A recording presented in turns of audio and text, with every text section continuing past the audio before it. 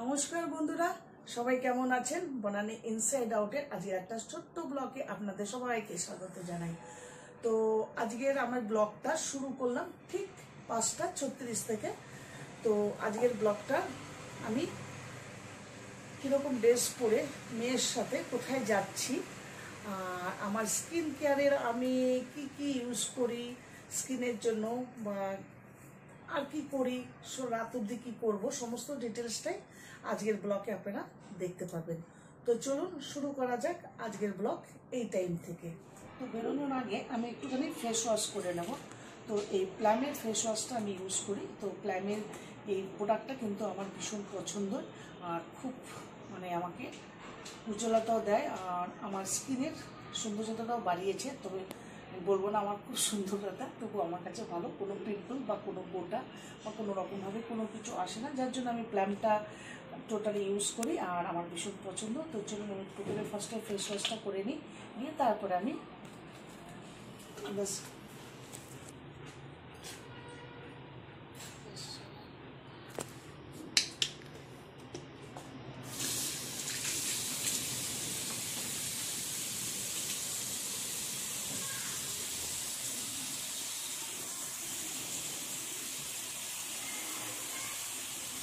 অঙ্গটাও কিন্তু খুব সুন্দর।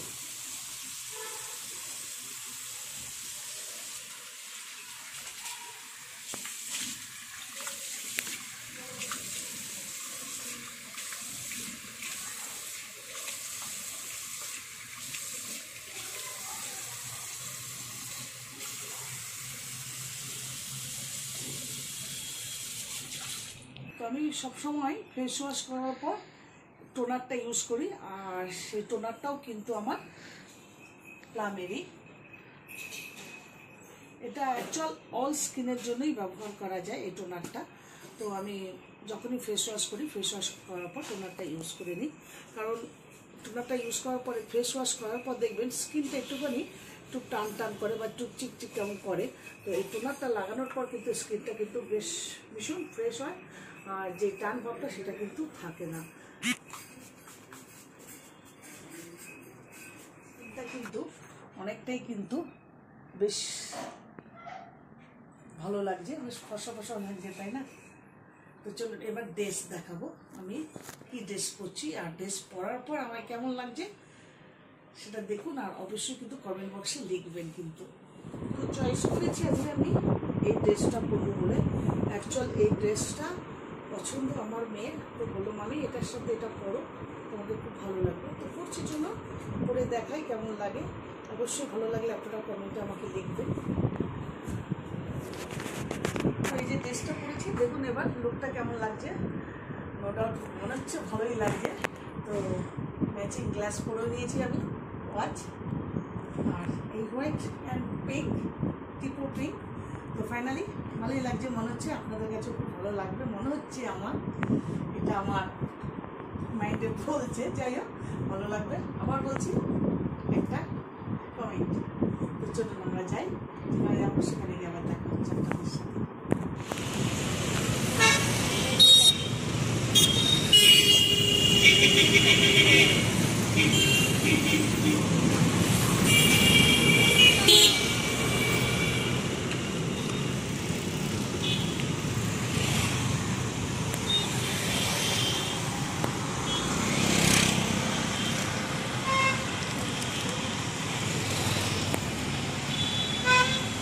ওয়েবসাইটে চলে এসেছি, কিছু জিনিস কিনেছিলাম। তো জিনিসগুলো অল্টার করতে, নতুন কিছু কিনতে আসেনি, অল্টার করাবো।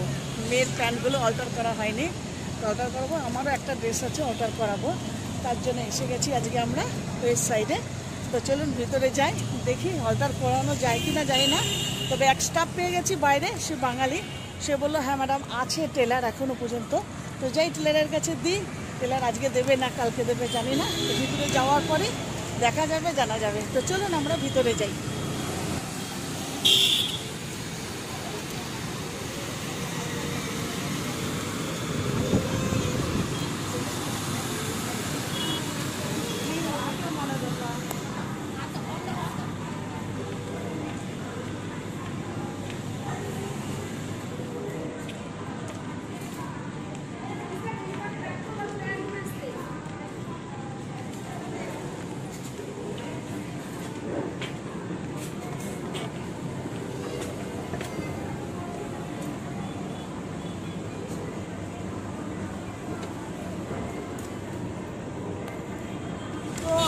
অর্ডারে দিয়ে দিয়েছি জামা কাপড়। তো আজকে একটুখানি বিজি আছে টেলার, তো বাই চান্স টেলারকে পেয়ে গেছি, যেহেতু কাজ একটু বেশি বলে টেলার 8টা অবধি থাকবে। তো বললো একটু দেরি হবে ম্যাডাম, কী করবেন? তো আমরা বললাম ঠিক আছে তাড়াহুড়া করতে হবে না, আপনারা কালকে দিলেও মানে চলবে। তো কালকে তো মেয়ে এসে বললো ঠিক আছে কালকে এসে আমি নিয়ে নেবো।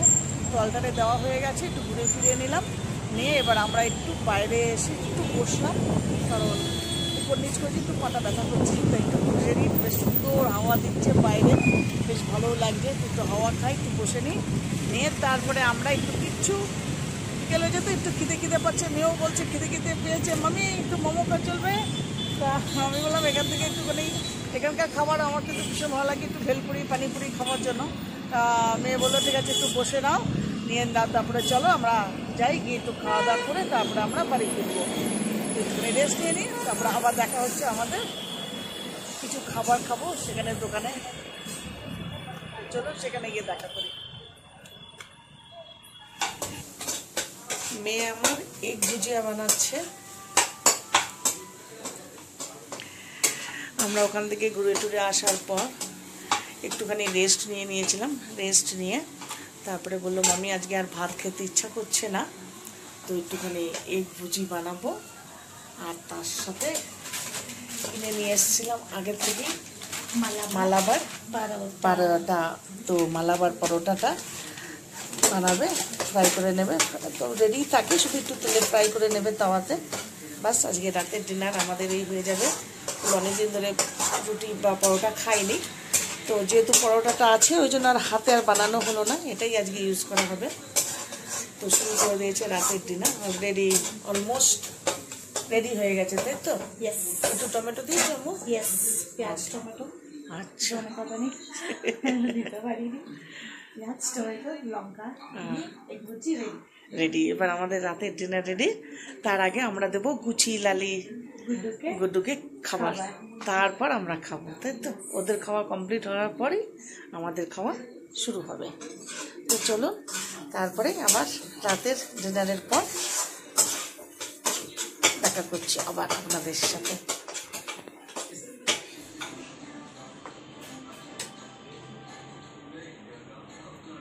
রুটির সাথে এগ ভুজি আমার মেয়ের ভীষণ ফেভারিট, শুধু ওর নয় বাড়ির সবারই মোটামুটি ফেভারিট, তাই জন্যই বিশেষ করে করা হয়েছে। তো আজকে মনে হচ্ছে আমি খুব একটা খেতে পারবো না, কারণ প্রচণ্ড অ্যাসিডিটি হচ্ছে। কারণ দেখেছিলাম আমরা বাইরে একটুখানি ওই খেয়ে এসেছিলাম, যেটাকে আমি বললাম ঘুগনি বলতো মশলা পুরি আর ভেলপুরি, ওটা খাওয়ার পর থেকে একটু মানে বেশ ভালোই অ্যাসিডিটি হচ্ছে। দেখা যাক কতটুকু খেতে পারি। করেছে মেয়ে হাতে করে। আজকে ছুটি ছিল বলে মেয়ে আজকে সমস্ত কাজ সকাল থেকে রাতের ডিনার অবধি সবই করেছে। আজ আমার ছুটি, আজকে আমাকে ও কিচ্ছু করতে দেয়নি সারাদিন। বললো মামি সবসময় তো তুমি করো, আজকের দিনটা তুমি রেস্ট নাও, আমি করে দিচ্ছি। ওকে, রেস্ট নিয়েছি, মানে খাবারটা বেড়ে আমাকে দিতেই হবে, নাহলে ও খেতে চায় না একদম। তুমি বেড়ে দেবে, আমি খাবো।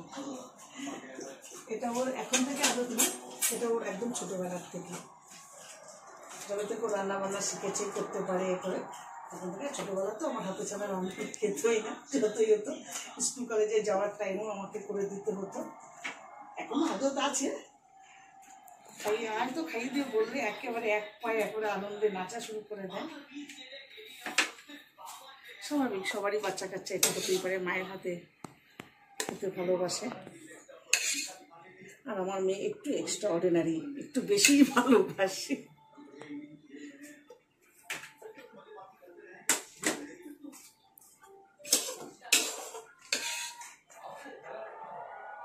তবে কিন্তু আমার মেয়ে অনেক ছোট থেকে রান্না বান্না করতে শিখেছে, অনেক ছোট